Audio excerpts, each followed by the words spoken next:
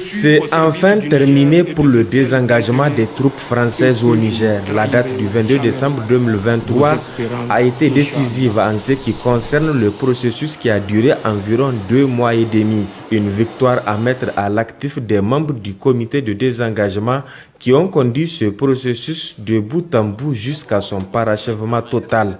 Au cours de cette cérémonie, les deux parties ont acté la fin du désengagement par la signature du document conjoint de procédure.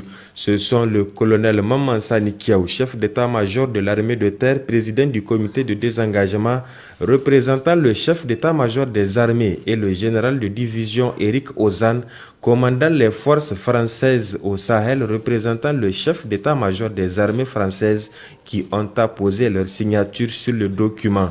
C'était en présence des parties garantes, le Togo pour le Niger et les États-Unis pour la France. Le Togo représenté par le chef d'état-major des armées togolaises, le général de brigade Djato Tassunti, et les États-Unis par le colonel Nelson Richter, attaché de défense à l'ambassade des États-Unis au Niger. Une visite sur les lieux ayant abrité la base française, ou du moins ce qui reste de celle-ci, a permis à la hiérarchie militaire et aux membres du comité de constater que tous les matériels et autres engins des forces françaises ne sont plus sur place. Quasiment tout a été convoyé et ce qui reste est désormais concerné par la cession des emprises de la base aérienne projetée à Niamey. Les deux délégations ont mis cap ensuite sur le tarmac de la base aérienne 101 où le reste du contingent français a pris place à bord de 2 avions C-130 jusqu'à leur décollage.